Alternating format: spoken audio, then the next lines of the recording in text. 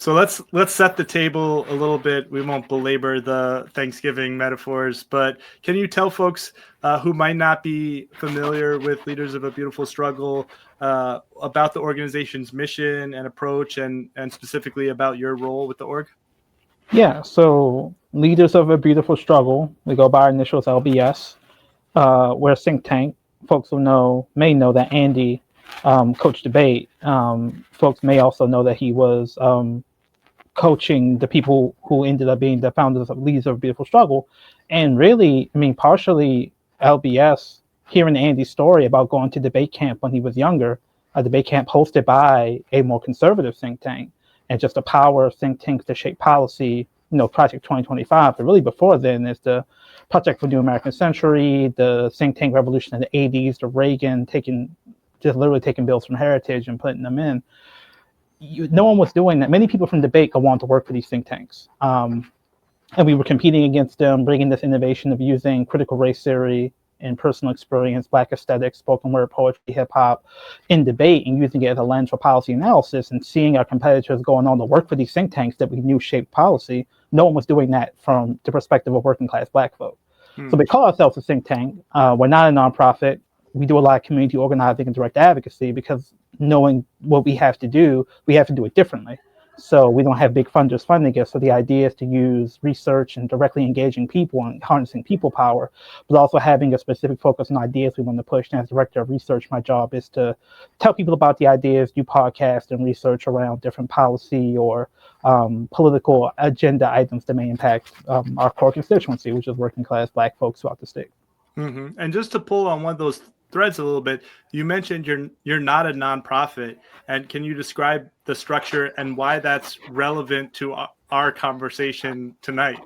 Yeah, so people may know that if you sign up for nonprofit status, you can get donations, which are tax deductible for the person giving the donation. But as a nonprofit, you're not supposed to do direct lobbying. You're not supposed to endorse candidates. You're not supposed to do electoral politics. And what we, talking to elders, got basically an understanding of is that the radical energy of the 60s and 70s wasn't all just crushed for COINTELPRO. It was also sucked into a professionalized advocacy sector, a professionalized service sector that then de-radicalized many of the efforts, because you have to focus on getting people fed, getting grants, getting the lights on, paying people's mortgages.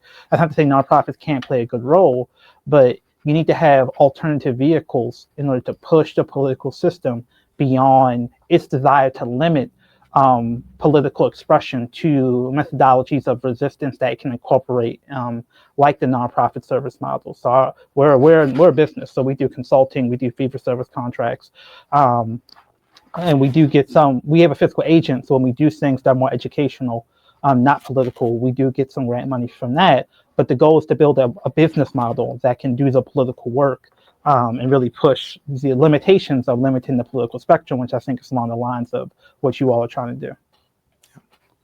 Yeah, no, I think that's a really good explanation. We will probably do a whole nother show about how nonprofits and their chasing after high dollar donors and foundations shapes the outcomes and the method in which they work. And look, this is not all nonprofits. I feel the need to say that anytime I say this. I feel like the nonprofit sector has a couple of groups of people in it. It has people who are using it because it is the thing that makes the most sense for them to do their grassroots work. But it also has other folks in it who are using it in order to facilitate the work of billion-dollar foundations and things like that. So we'll talk about that more later. But I want to look back on something that we did recently. Last week, Lawrence, you and I were with Baltimore Racial Justice Action doing a follow-up on an event that we had done previously. We were talking about the limits and the possibilities of two-party politics. And so what are a few things that you think are important to take away from those conversations, and generally and specifically in this moment that we're in, where we're sort of reflecting what occurred in 2025?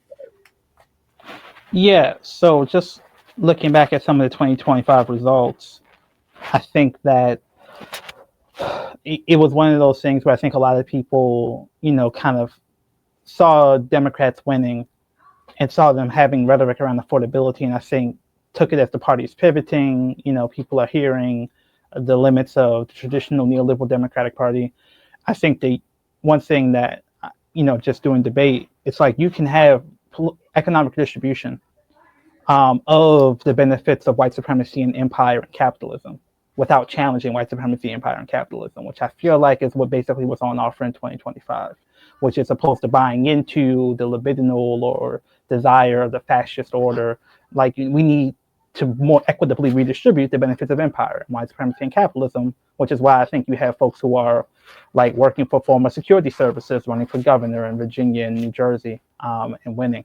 So I think that that's just a really good example of why, even as people perceive the Democratic Party's pivoting, as exemplified by Zoran Mandani, there's a concern that almost every single Democrat wants. So in that world, Democrats will say, we don't have to do anything and deliver for our base, because as long as there's a D in front of their name, people are so angry at Trump, they're just going to show up and vote blue anyway. So we don't have to actually put anything on display. We just have to figure out what message can motivate independence, which I think now is popular. It's like this, I'm calling it spook socialist populism, right? So it's one of these things where it's like authoritarian, tough on crime policies. As long as you have some version of economic distribution that can benefit folks, there's no reason to redistribute power. There's no reason to talk about racial justice, because that's woke and it's demotivating of the white populist moderate, right? So I think there's a lot of real concern around, obviously seeing the rise of fascism and National Guard deployments and all those things is really terrifying, but seeing the Democratic Party as a solution to it, I don't think anything we saw in 2025 gives me any concept that's going to be the case in 26. So we really need to have a mechanism to put pressure on the Democrats to actually deliver on, or else they're going to attack to the center. And then attack to the center by making it look like they're attacking the left, which is, I think, what happened in 2025. Mm-hmm. Yeah, and I think, just to follow up on that real quick, I think there was sort of this sense of relief for a lot of people, like a lot of sort of even progressive Democrats were like, oh, well, we won. Maybe everything is not lost, right? And I think what you're pointing out is that there's almost a bigger risk in that moment that is coming right now, where we do see these things where former CIA, former military folks are able to run, and they do talk about the language of affordability, but they're sort of taking these all of the above approaches to energy, all of the above approaches to public safety and crime, all of the above approaches to national security. And, I think the all of the above approach is the sort of epitome of Democrats not wanting to make decisions and wanting to, have their cake and eat it too. And when you think about, usually what that means is we're going to use the language of social justice or use the language of redistribution while doing the same things that we've been doing, supporting tough on crime policies, supporting industry capture of government and that type of thing. Yeah, it's just, again, people's frames for politics are frames through the lens of the federal government. So in that world, seeing Trump cut things like funding for violence prevention is like, all I have to do is say all of the above. I want to keep the increase in surveillance. I'm going to keep the increase in police deployments. I'm going to keep the limits on police accountability, but I'm going to add back in the money for violence prevention services, right? So it's like, all of the above is basically saying to all the conservative forces, all the stuff that you like, I'm going to do that too. Just the stuff that's been disruptive to your life, I'm going to stop the disruption. It's an extremely conservative framework. There's no affirmative vision. So you could say the same thing with border security, right? It's like all of the above. It's like, I'm going to have services for people who we believe are good, actual asylum seekers, but also I'm going to keep the funding priced, right? So it's just one of those things where you have a moment where the Republicans have gone so far in, doing performative cruelty, that all you have to do is, in cutting off the few lifelines people have, food stamps, Obamacare subsidies, all you have to do is signal that you are against the disruptive cuts to the services people need, and you can signal to the people who want some more procedurally just, less icky version of the enforcement, of the violence, of the wars in Venezuela. Obviously Hillary did the war in Libya, which is in some way a pattern for like the war in Venezuela, but you're going to have a more procedurally just version of it, right? So it's one of those things where the Democrats are coalescing around claiming to really have an affirmative vision around like this abundance, like move fast, focus on affordability. And they talk about it like it wasn't the same thing they said in the 1990s. It's the economy, stupid, Carval. And they're going to go back to what they did in the 90s, small ball politics, like find things that feel tangible, but don't disrupt power, don't actually take on fundamental systems that their donors depend upon. And now they're just going to rebrand that as abundance or affordability, when it's just the same small ball politics that Clinton did in the 90s. Yeah, I think that's right on the policy narratives that are coming out of the 2025 election. One point that I have to give one of our campaign team members, Brian Bittner, credit for bringing up is that there's really hasn't been much discussion about the mechanics of the Mamdani win, right? The fact that he used public financing. And so you want to talk about challenging corporate power and challenging conservative forces. It wasn't just his personal magnificence as a candidate or the strength of the movement. It was also changing the way that the election operated on a structural level, and the way that money flowed on the structure of the election that allowed him to win. And so that's why it's really important that we're also the first statewide general election candidates to participate in Maryland's version of public financing, right? So we want to definitely push the boundaries outside of what Democrats are comfortable talking about, but we also want to use different structures in terms of how we're advancing those narratives and funding that campaign. So as we pivot a little bit from talking about 2025 to 2026, LBS has a legislative agenda going into the 2026 session. What are some of the key priorities that you're organizing around? Yeah, so first will be our two pieces of work around reparations. As some of your audience knows, we had a reparations study bill in 2025 that passed the General Assembly. The governor vetoed that bill now, quote unquote. And we continuously said that we have produced plans for progressive taxation to invest in reparations work, where the governor, people said there was no actual interest in that, which belies his arguments. So the idea of the study bill is to really not just study the harm, because we do know some about the harm, but it's to study the solutions. How do you implement a solution knowing the Supreme Court is going to strike down race-conscious actions? That doesn't mean you can't do anything, but how do you do it? How do you actually make the case for specific harm for specific groups and find specific funding mechanisms? That's what the study would do, and that's why it's important. Now, the important thing about that is whenever to override the vetoes. So if there's a special session in December, which we're hearing is a possibility of, it would happen in December. So it'd be the first order of business when they go back in session. And if not, it'd be the first thing happening in January. So that's why we're asking people right now to go to our website, lbsbaltimore.com, to look at our action alerts around contacting your senator and delegate to tell them you want them to stand firm and override the veto. We know that in situations like this, governors have the ability to leverage pressure to get what they want. We saw the governor apparently going to produce a slate where he's going to support people in primaries, Democratic primaries, that support his agenda.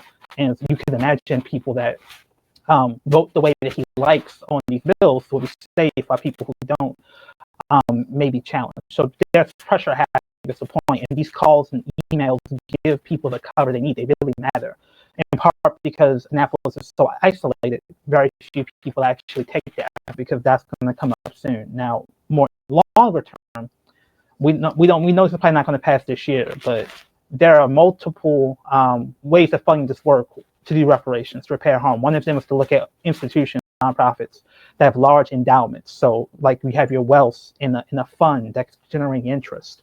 And these nonprofits, not-for-profit institutions like Hopkins or the Howard Hughes Foundation apparently have a massive endowment in Maryland. These institutions don't pay any tax on that.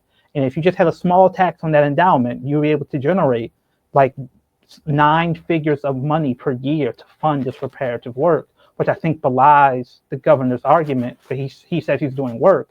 To do work at the scale of the harm, we're talking billions of dollars of harm. You need investments that really generate new revenue. So knowing that bill is not going to pass, to tax endowments of these nonprofits. we want to put that bill in to start a conversation and to show people the revenue we're leaving on the table by allowing these nonprofits, many of them generate their wealth through historical inequity, blockbusting, slavery, Jim Crow, actually making them pay their fair share.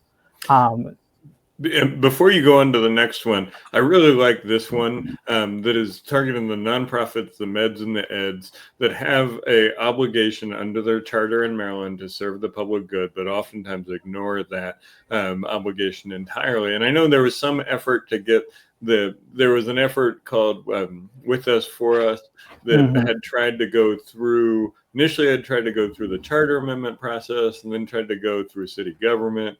And I think they found out the reason that this shouldn't go through city government because the deal that ended up getting made, there was a deal to renegotiate the pilot agreement with Hopkins and other organizations. Pilot is payment in lieu of taxes. So big organizations have to pay a little bit of money instead of a lot of money.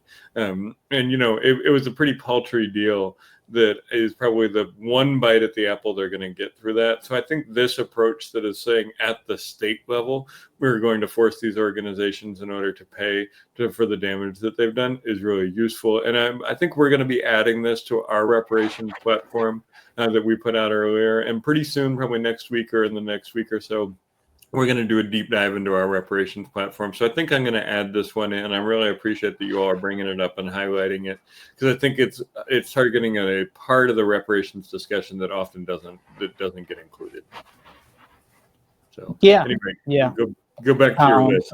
So just to try to finish up quickly, so in Maryland, for over 30 charges, if you are under the age of 18 and you're accused of a criminal offense, you're automatically charged as an adult. So this is called auto-charging, or automatically charging youth as adults for a variety of accusations of crime. With the obsession from Sinclair Media around like carjacking and youth crime, we're in a moment where despite claims of caring about social justice, you have youth charged as adults where they're put in adult facilities that kept sight and sound away from adult offenders because of federal rulings, which means it's often functionally solitary confinement. There's very little programming, mental health, very limited educational enrichment programming. And this creates a trauma that really sticks with that young person for life. And the majority of those young people, over 70%, are returned to the juvenile system. So while they're deciding even if they're going to keep them as an adult charge or put them into the juvenile system, while they're waiting, many of them are in the adult system. And despite only making up 30%-ish of Maryland's youth, over 70% of the individuals youth charged as adults are African American. So this is a racially biased system that actually harms public safety because studies have shown that for comparable offenders, you take a young person, you charge them as an adult versus juvenile, the person charged as an adult is more likely to offend and have a more violent recidivism later in life because they call it the brutalizing effect. The brutal nature of their incarceration in an adult facility does not deter them from crime. It creates a trauma that makes them more likely to do violent recidivism later in life.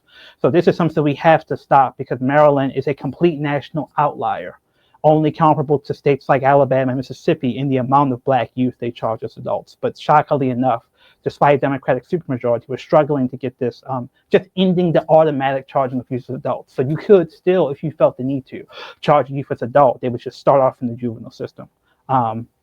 It's really one of those things where it doesn't make sense. It's just people are afraid to look soft on crime, knowing Sinclair Media is going to accuse them of allowing the roaming gangs of youth to run wild. But it's just getting to the point where we keep testifying, the data is kind of overwhelming, and the pressure is building, but we need to keep it on to get it across the finish line. I'll wrap up. The debate bill, I'm sure you all talked about that, but putting pressure on MPT to have a system where they have a more equitable mechanism of determining who gets into the debates to allow folks like the Green Party to be represented. And the last thing that we'll talk about is there's increasingly numbers of more people being let out of prison, whether it's COVID, drug policy reform, or now the Second Look Act, where individuals can actually request a look at their sentence after more than 20 years incarcerated. These individuals have proven to be essential parts of not just violence prevention work, using their lived experience, but also mentoring other people behind the walls after they've been released. They go back into prison to mentor people who are about to transition out of prison to be able to reintegrate into society.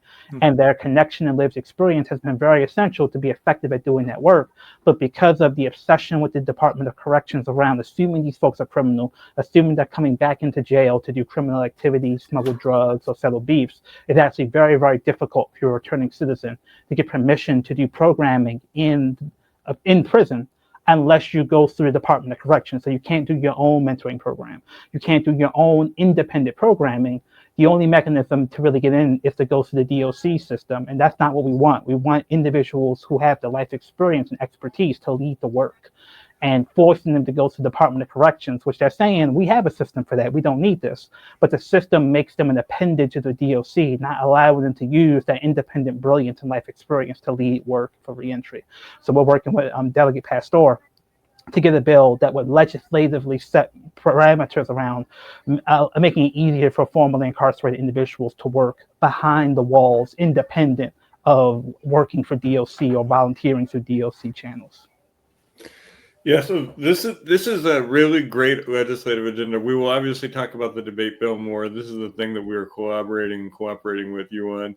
I think we've only sort of hinted at it so far, but it got pre-filed last week, and LBS published that it was on their legislative agenda. So now I think we're going to start talking about it without a wink and a nod, but with a firm conviction that this is an important part of the rest of the work that you're talking about, and having the ability to have multiple voices on the stage when the two voices in the Democrats and the Republicans won't talk about any of the stuff you just said, and changes not just our ability to reach voters, but voters' ability to understand what's going on. So that's going to be a key piece of our legislative agenda. We obviously also are supportive of a lot of the stuff that you're doing. It integrates with our platform well and things like that. But I think the place where we're going to be working most closely with you all and cooperating is around this bill that would allow small parties to participate in Maryland public television debate. So I'm looking forward to more conversation about that. I want to zoom out a little bit here and talk about, like, how is the relationship between electoral politics and the grassroots movement building work you do work? When is engaging with the legislature useful? When does it become a distraction? How do you all approach this question about inside and outside work with a legislative agenda like this? Yeah, I mean, that could be an hour-long conversation, so I'll try to keep it brief. I'll ask the short version of it, and then we'll have you come back into an hour. Yeah. I don't know if you heard the part where I don't have an office chair, so I'm standing. So let's do the 15-minute version. I got you. We'll keep it short.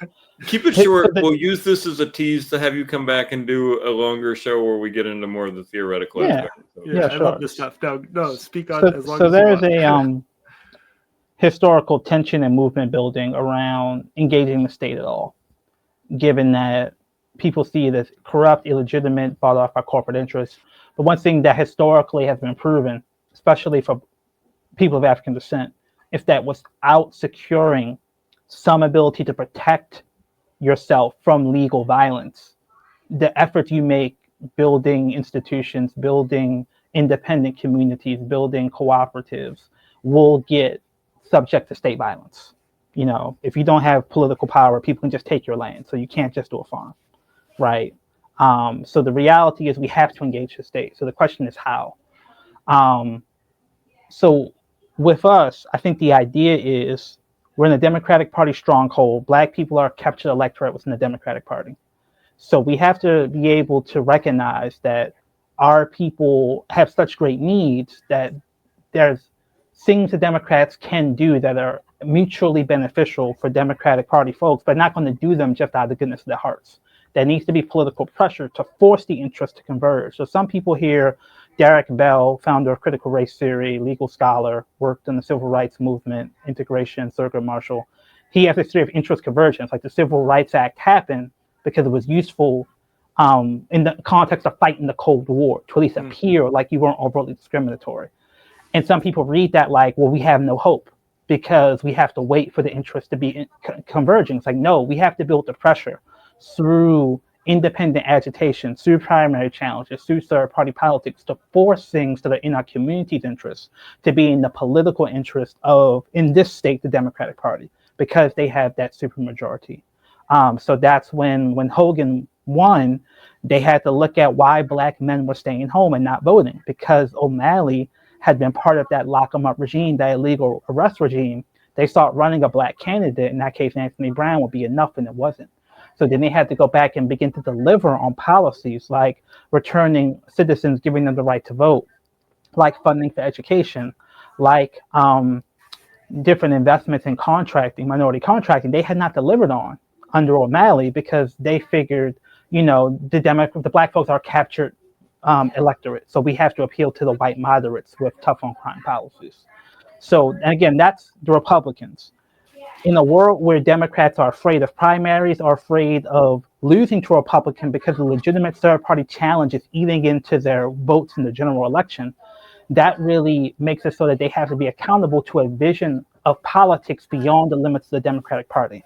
So taking their accountability outside of just the primary, the Democratic Party primary, and putting it into a general election means, with a larger pool of voters, many of whom are not the Democratic Party faithful, because we have closed primaries in the state, giving Democrats in a larger electorate who are hearing things about national politics, hearing about radical politics nationally, and say, why can't I have that locally?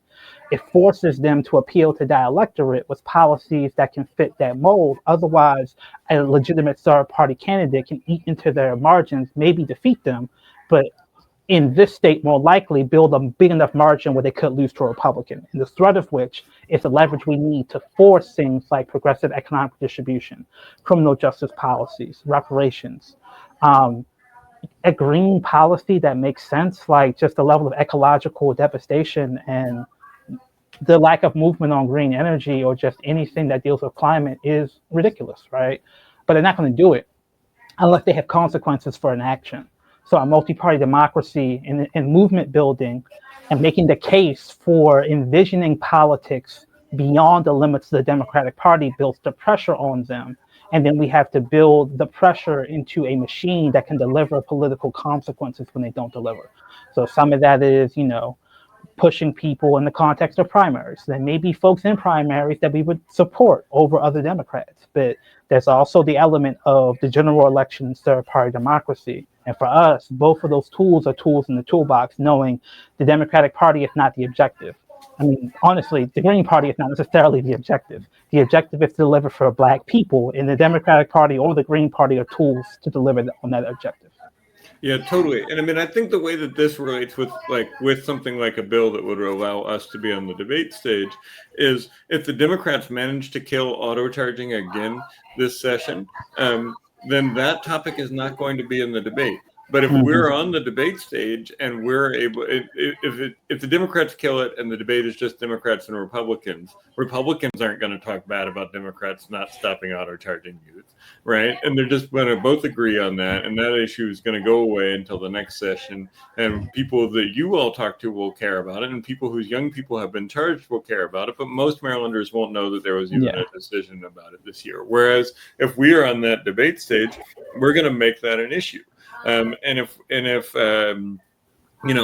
it's just a Democrat and the Republican on the debate stage, the debate about the reparations bill that Westmore vetoed is going to be a lot different than if we're up there saying, we have been advocating for reparations for 25 years. We don't think that we need another study to ask whether they're due, but we do think we needed that study to figure out what to do, right? And those changes to the nature of the political discussion that is occurring open up more opportunities for pressure, because Democrats, I think, try to use a 90-day legislative session in Annapolis to hide a lot of the dirty things that they do, so that the people who vote for them in primaries and general elections don't know they're doing that stuff. And this becomes an opportunity to put pressure on them and say, look, if you don't change the way that you are handling this question, it will be an issue that you have to answer in October. You don't get to just put it in your drawer in March and hope it goes away and hope that you don't have to talk about it anymore. So I think that's the way that those things interrelate. And like I said, we'll have you come back on. We'll do a longer show. We'll probably seek some updates from you as the legislative process is going on, because we're what, like 50 days away at this point or something like that. It feels Yeah. it feels like it's far away, but it's early January. And this again presupposes there's no special session, which is possible given the desire to do redistricting, and that would be in December. Yep, and I mean we started our first story about PJM and the electrical grid, and they have another rate auction in December. So it could be that we have a special session that is dealing with budget and energy and some of those things, and redistricting and some of those things. So a lot of this stuff could occur between now and January, but it will for sure occur January 14th when the session kicks off this year, a 90-day session. It'll be very busy. It'll be the time when people pay attention to state politics, and we'll definitely have you back on to talk about how stuff is going during that time. Before we go, how can people support LBS's work and stay up to date on these bills and the other stuff that you all are working on? Yeah, so go to our website, lbsbaltimore.com, sign up for our newsletter. We really try to do an in-depth newsletter, which gives you information about our perspective, our media hits, and also just things that we're doing now. Folks, other people on our network are doing in community. If you're so inclined, we actually have a fundraiser coming up next week, next Thursday. So our tickets for that are on our website. But one of the things we really ask folks to do is, first of all, sign up for our email letters. And again, we will send you specific legislative updates during session. And it's really important for folks to call and email, because lawmakers really assume no one's watching them, or no one has the specificity to deconstruct the lies they depend upon when they do this dirt. So signing up for our email will sign you up not just for our newsletter, but for our legislative updates, where we can actually go to Annapolis and look at what they're doing, sit in on the committee sessions, and then tell our people this is coming up for a vote in committee next a few days from now.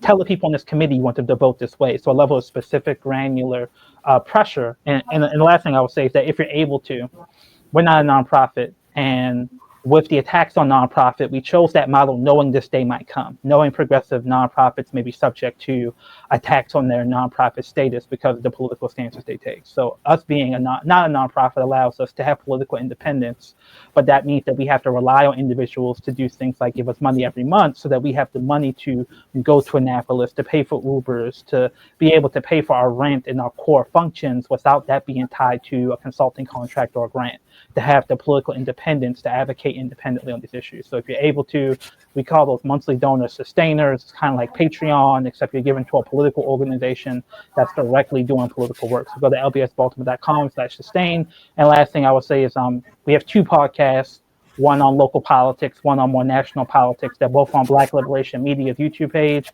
In Search of Black Power.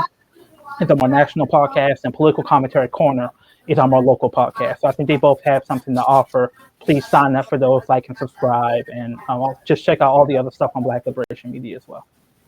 Excellent. Well, thank you so much, Lawrence. I appreciate you coming on tonight.